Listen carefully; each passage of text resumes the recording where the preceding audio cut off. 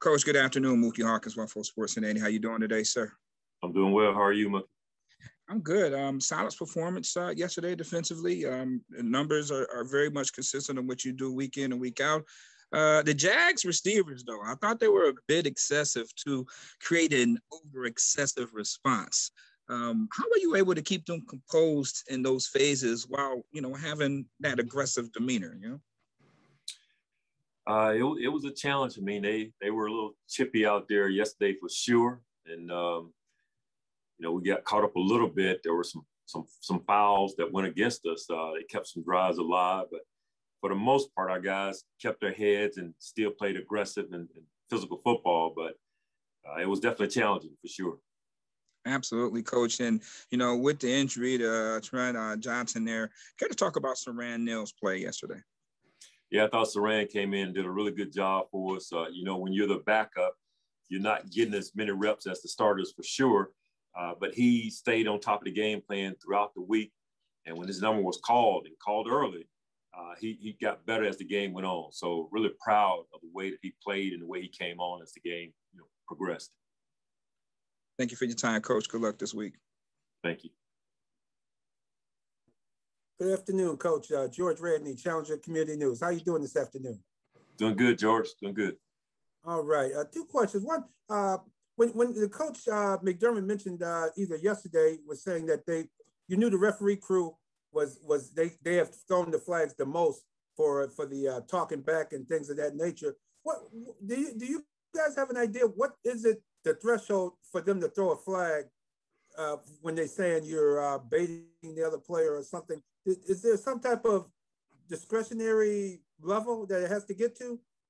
Yeah, we were told in the preseason that taunting was going to be a foul that would definitely be called more this season than what it had previously been called. And so we knew going into the season and obviously going into this game because of that crew's numbers, they were one of those crews that really were calling that penalty. And so we knew that going in. And unfortunately, I think maybe once or twice, we had one of those calls to go against us. As far as what the threshold is, you can't be taunting a player. You can't be getting in a guy's face or flexing or some of the things that you see players do to entice a reaction from another player. You just don't want that. The league doesn't want that. And it's probably best. You really don't want that in the game. Man, that's football. Come on now, Coach. That's how you get after it, Coach. Yeah. Man, I don't know about that one, man. I like you. I like how you're a good politician. It's a different game today, George. Different game. Sure is. Oh my gosh, I'm glad I played a little bit 20 years ago. I probably would have had flags every game if they don't allow that no more. Good gracious.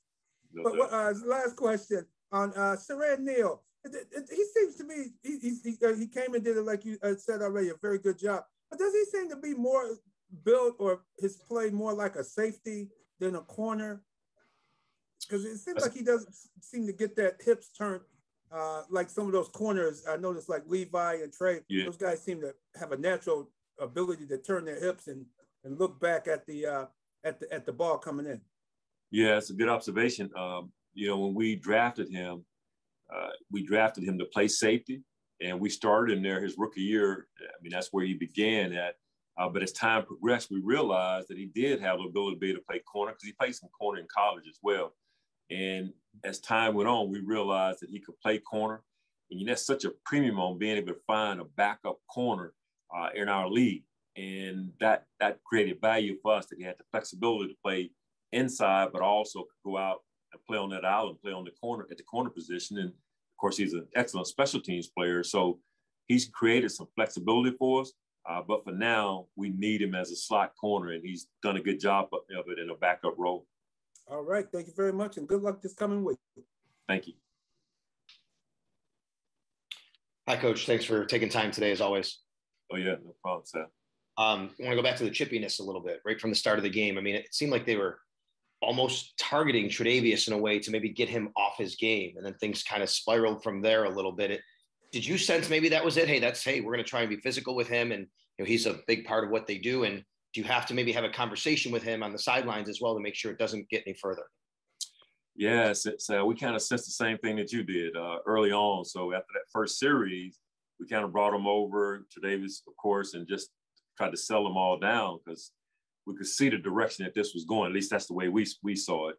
And we wanted to make sure our guys stayed calm and, came to play the game and not get caught up in the extracurricular stuff. And for the most part, we did pretty good, but there were times where, we could have done better. Now, in my own observation, going back to the Kansas City game, I thought you guys were truly the aggressors. You punished them every chance you got. In this particular game, it looked like this team came out and they were looking to try and take it to you guys a little bit. How to balance what you just said? You got to come out there for 17 games to stay at top of that aggressive. That's hard to do, but at the same time, you also don't want to do something stupid. Just the way the game flowed and maybe the difference between going after and being the aggressor or not trying to be too aggressive to create penalties. How do you have to balance that?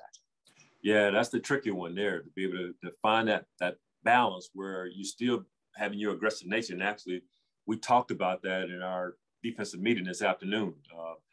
We can't lose that aggressiveness that has gotten us to where we are, but we got to be smart at the same time. So if there's some extra stuff going on post-snap, as hard as it is, you got to be able to walk away. You just can't stand there going back and forth with another player. You have to understand what their objective is. We got to make sure we get it done, within the series, not post-snap, not pre-snap. And but it's something that we'll learn from. And but it's tricky for sure to find that balance, being aggressive, but not creating a foul. Thanks, Coach. Have a good week. Thank you. Hey, Leslie, usually when your defense allows only 9 points, it's going to be a win. So what's your message to the defense this week when they did allow so little points and played a really good game against the Jaguars? Yeah, man, what I told them was, they really did some good things in that ball game, what they did on third down, how they were in the red zone. A lot of good things that we did. But when you don't win, it's like an empty feeling, it's hard to celebrate the positives.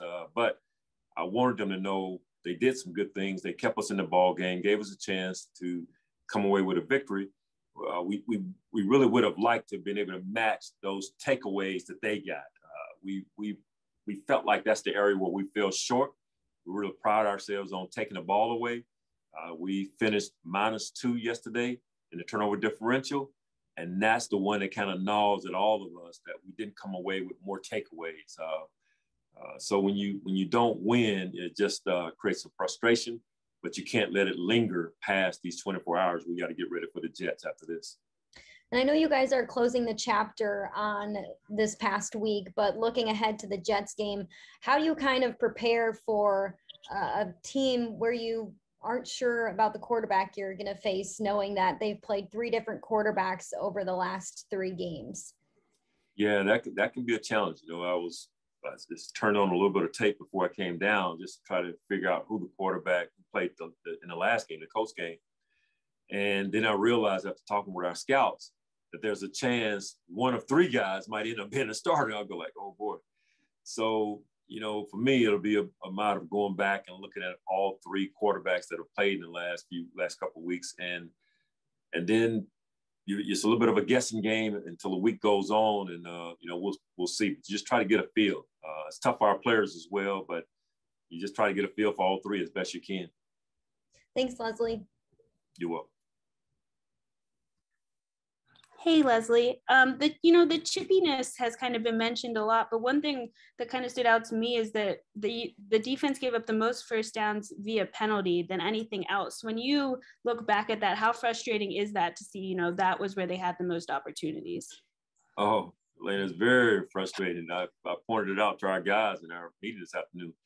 6 penalties for 63 yards, but all 6 were first downs. Think about that. You're talking about extending drives and keeping a team on the field.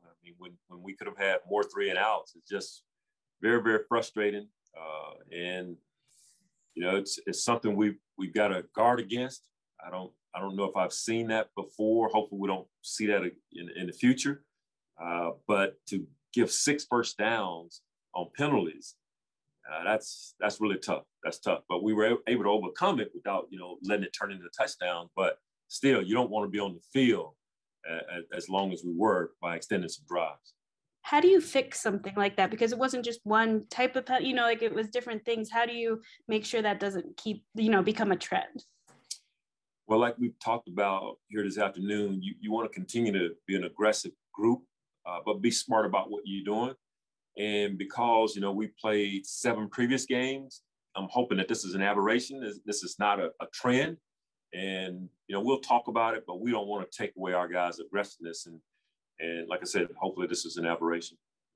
And then this is a random question, not about yesterday's game specifically at all, if you don't mind, but I was just curious overall in your coaching career and with the Bills, do you use examples, tape, things from when you were playing, like to point to show guys? Does that come into today's defense at all, or have things changed too much? Do you ever use those as examples? I don't really go back and pull up video, or I may talk about some situations that are similar to something I've seen when I played or experienced when I played. But I don't really pull up video. Those guys will probably give me a hard time. I'll pull up some grainy video from the 80s or whatever. So don't really get into that. Okay, thank you. You're welcome. Hey, Leslie, AJ Feldman here in Rochester. Hope you're doing well. You mentioned the takeaways and, priding yourselves and that being the missing piece. When you are having a good defensive game, only giving up 9 points, how much is there that balance of maybe trying to dial something up and create that turnover versus, just doing what's been working? Because, you only give up 9 points. You really can't complain about that too much under your perspective. No, you're right. You have to be careful. You don't want to do try to do something extraordinary, because we talk to our players all the time about just doing the ordinary. Don't feel like you got to do anything extra other than doing your 111, doing your job. And as a coach, you got to be careful about that. All of a sudden trying to dial something up, you take a risk and you put the guys at risk, and just got to be smart. You still want to stay within the game plan. But at the same time, within that game plan, you want to be able to create those takeaways and hopefully score on defense. And but you're right. You have to be careful about not trying to drum up something that could really create a problem for you as a whole. All right. Thanks, Leslie. You're welcome.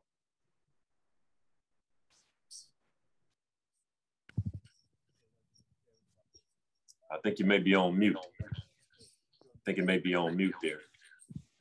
I think you may be on mute.